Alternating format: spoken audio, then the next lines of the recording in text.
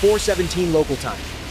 The USS Gerald R. Ford, CVN 78, cuts through the heart of the Strait of Hormuz, maintaining a steady 15 knots. 8 miles ahead, the silence of the deep is shattered. The passive sonar suite aboard the destroyer USS Nitze DDG-94 triggers a silent alarm, flagging an acoustic anomaly that cuts through the ambient clutter of commercial shipping. This is no merchant prop wash, nor the cavitation of a supertanker. It is rhythmic, mechanical, and deliberate. The unmistakable propulsion signature of a diesel-electric submarine running on batteries at a creeping 2 knots. 11 seconds later, the towed array sonar of the USS Bulkley locks onto a second signature at bearing 280. Simultaneously, a chain of passive sonobuoys deployed by P-8A Poseidon picks up a third contact at bearing 147, buried deep within the central geological trench. It is a trap. 3 Fateh-class submarines have locked the strait in a perfect, 3-dimensional pincer movement. On the command bridge, 3 crimson icons flare to life, synchronized in a lethal formation. The anti-submarine warfare coordinator grips the radio handset, his voice cutting through the bridge like a blade. Set anti-submarine posture. 4:22 local time. The U.S. fleet refuses to yield the initiative. Determined to strip away the enemy's advantage of silence, the USS Nitze unleashes the raw power of its AN/SQS-53C sonar array. 3 high-intensity active acoustic pulses erupt from the hull, tearing through the thermal layers of the seabed. The water does not carry the sound cleanly. It bends it, scatters it, and throws it back through layers of heat, salt, rock, and commercial noise. The strait turns every sonar pulse into an argument. But the return is strong enough. The waves slam into the northern submarine's steel casing and rebound with a hard acoustic signature, locking the intruder's 3-dimensional coordinates with a margin of error under 50 meters. The veil of concealment has not simply been lifted, it has been burned away. But active sonar is not magic. The Nitze has found the enemy, but she has also told the enemy exactly where the hunter is standing. And the opposition proves to be seasoned predators. The commander of the Fateh-class flotilla realizes his position is compromised, but retreat is no longer the clean answer. If he runs, cavitation may draw a bright line to his stern. If he stays still, the next sonar cycle may refine the American firing solution. If he dives deeper, the seabed may hide him, but it may also trap him inside terrain he cannot outmaneuver. So he inverts the tactical equation. The order echoes through the submerged chambers. Lock target solutions. Within seconds, the deep sea formation erupts. All 3 submarines unleash a coordinated volley of 6 heavyweight, acoustic homing torpedoes. The weapons surge forward, cutting through the water at 50 knots, a relentless, closing trajectory aimed directly at the Gerald R. Ford. The bridge of the supercarrier erupts in a cacophony of alarms as 6 distinct, bright red tracks bloom across the tactical displays. As the 6 incoming torpedoes converge, the Gerald R. Ford ceases to be a sovereign vessel and becomes a target fighting for its very existence. The tactical screen flickers as the Ford's command center reaches peak saturation. Without a moment's hesitation, the supercarrier initiates a violent, hard-to-port evasive maneuver.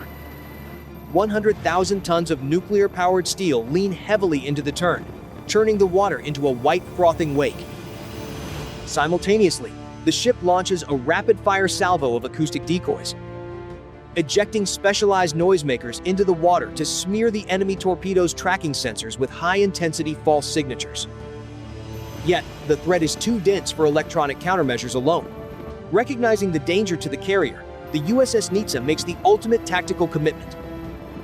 Driving his ship toward the northern corridor at a full throttle 30 knots, the commander thrusts his vessel into the path of the incoming ordnance, turning the destroyer into a physical shield for the carrier. Above, an MH-60R Seahawk helicopter works with the Nitze to neutralize the source.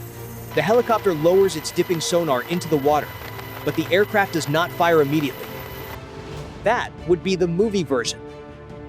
The real version is colder. The dipping sonar gives a bearing, not a confession. The Nitze's active return gives range, but the seabed throws back broken echoes like a cracked mirror, reflecting the same face from 10 different angles. For a few lethal seconds, the aircraft and the destroyer compare imperfect truths. Then, the submarine makes the mistake every quiet machine fears. It accelerates. Its engines run hard enough to create a bright cavitation trail, the ocean writing its name in bubbles. The contact stops being a possibility. It becomes a target. The Seahawk pilot fires a Mark 54 torpedo. After a 16-second run through the water, the weapon strikes the submarine's tail, crushing its structure and sending it down. However, the danger isn't over. Before it was destroyed, the submarine had already fired 2 torpedoes. The first torpedo is successfully lured away by the Ford's decoys, detonating in a harmless plume of water 340 meters behind the carrier's stern. The second torpedo, however, is a more sophisticated model. It ignores the decoy's noise, filters the ambient interference, and tracks the Nietzsche's massive acoustic footprint. The impact hits with the force of an earthquake at a range of 220 meters. The explosion buckles the Nietzsche's port side, sending a shudder through the vessel that trips the main circuit breakers in the forward engineering compartment. In total darkness, the ship's crew fights with mechanical intimacy, resetting relays, isolating ruptured compartments, and containing the flooding within 7 critical seconds. The Nietzsche lists, groaning under the structural strain, but its weapon systems remain online. The conflict shifts to the Western Corridor, where the second enemy submarine abandons aggressive speed for a masterstroke of tactical silence. The commander executes a cold drift maneuver, cutting all engines to vanish from the American acoustic spectrum. Cold drift is not retreat. It is a submarine pretending to be geology. No propeller wash, no engine rhythm, no mechanical heartbeat, just a steel body sliding with the water, trying to disappear into the seabed's background noise. By eliminating the telltale cavitation trails that normally betray a submarine's position, the vessel turns into a ghost. This creates a critical 41-second window of absolute sensor blindness for the U.S. fleet. The Seahawk helicopters overhead are forced to abandon passive monitoring, switching to high-intensity active sonar.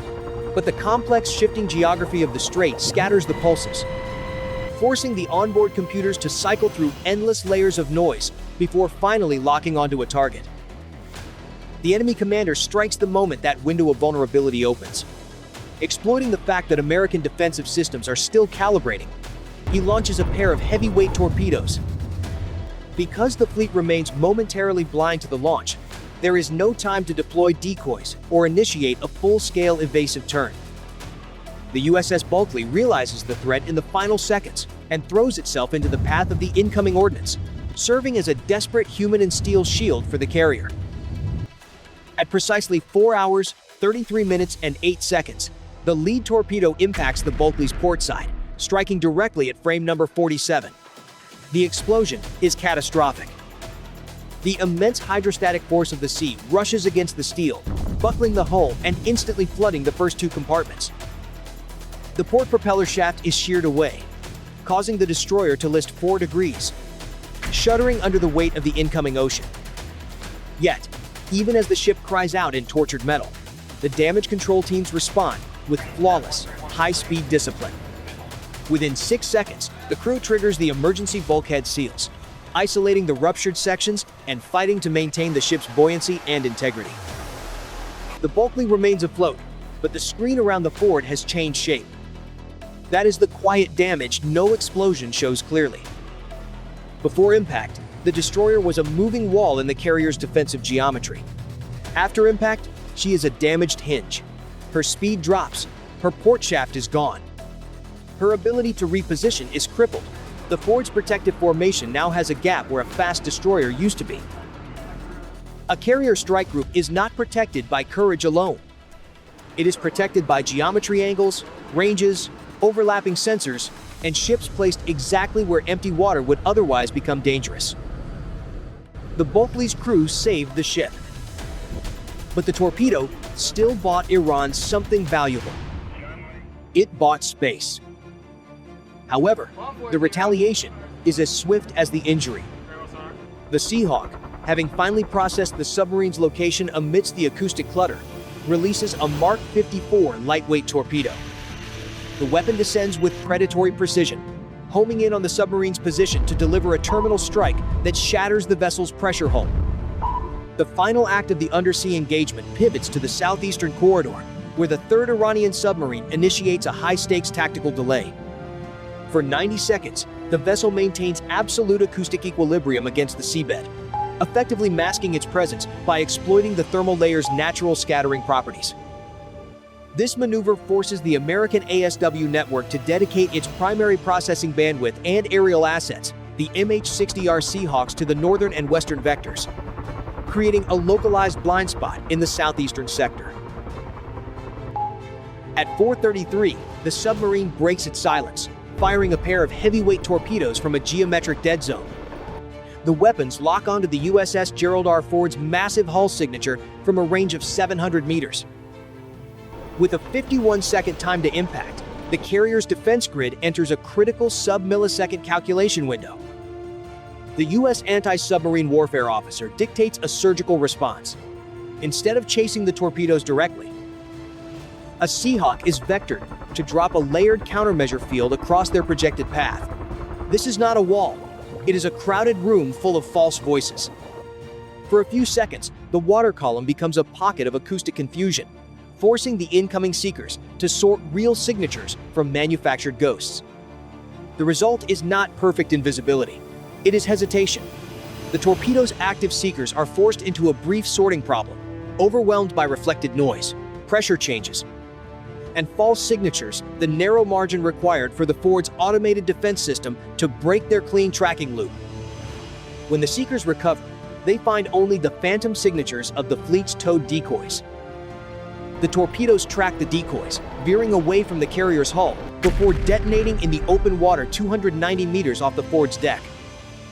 The shockwave rattles the 100,000-ton hull, but the structural integrity remains uncompromised. At 4:35, the Seahawk follows up with a Mark 54. This time, the torpedo is not a decoy, it is the executioner. It tracks the signature of the 3rd Iranian submarine as it attempts to retreat into a limestone crevice. The subsequent kinetic impact pulverizes the submarine's pressure hull, terminating the final subsurface threat to the carrier strike group.